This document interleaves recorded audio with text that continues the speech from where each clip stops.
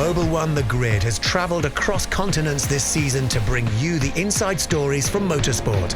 Our year began in Saudi Arabia, where the Dakar Rally put on a sensational event in its new home in the Middle East. And it was Mr. Dakar, Stefan Petter Hansel, who navigated his way to a remarkable 14th victory. 1 or 2 more records for me.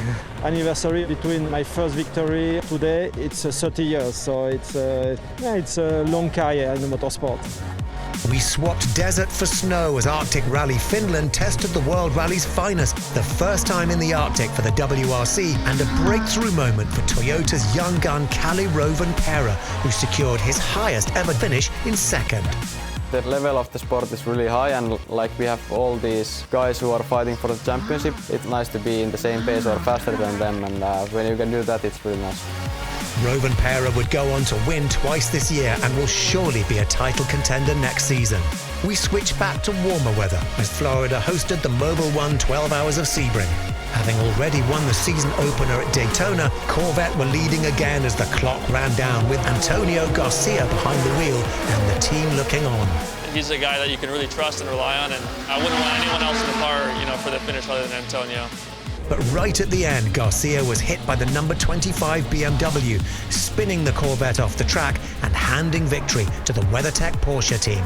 An historic win in GT Le Mans for the privateer Porsche, but Corvette will feel they were robbed. The NASCAR Cup Series went dirt racing for the first time in 50 years, a brand new spectacle for today's fans. I think it's great for the sport to have a dirt race. The Cup guys are considered the best in the world, and I want to see them challenged at every discipline. We have a road course, super speedway, short track, intermediate, but we don't have a dirt track, and now we do. As NASCAR made history, we headed back to Europe for the 6 hours of Spa, which heralded the dawn of the hypercar era in the WEC.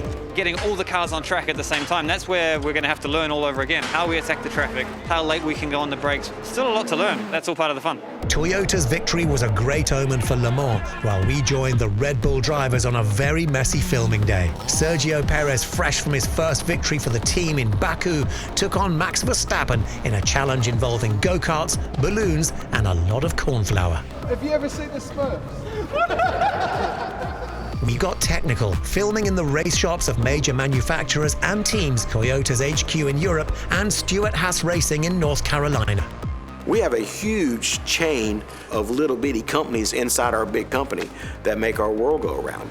And we also stopped off in Detroit to visit Corvette Racing and drag racing powerhouse Kalitta Motorsports. This is basically it right here. You got 11,000 horsepower, 330 miles an hour. Here we'll have our 2 parachute levers. I'll have a button on the steering wheel that when I get about 100 foot before the finish line, I'll actually hit the button and then release one of the parachutes. We visited South Africa, where we discovered the V8 Raw and a new series for us, the Mobil 1 V8 Supercars. This is proper racing, it's no holding back. So it's close, it's competitive, but there is a mutual respect. At the end of the day, we're not factory drivers. You damage the car, you're going home to fix it yourself.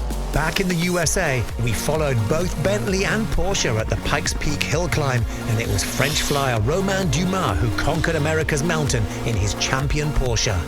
Back down at sea level, Donington Park, England hosted one of the most popular Pro-Am race series. British GT is probably the most competitive domestic championship in the world. You've got lots of categories, lots of racing, there's always some action somewhere. And then we headed across the channel to France for the delayed 24 hours of Le Mans. After sitting out the 2020 edition, Corvette led the US invasion of the great endurance race. We're a little bit louder than some people, but we like to have fun. We're all very proud to be here and representing the USA here in France at the biggest sports car race in the world. They ended up in a fighting second place in GTLM, while in the new hypercar class, Toyota took their 4th consecutive overall victory, and this time it was their number 7 crew heading for the top step of the podium. A lot of celebrations to everyone, a lot of tears, and it means a lot to me and all the mechanics, everybody, so big thank you to them.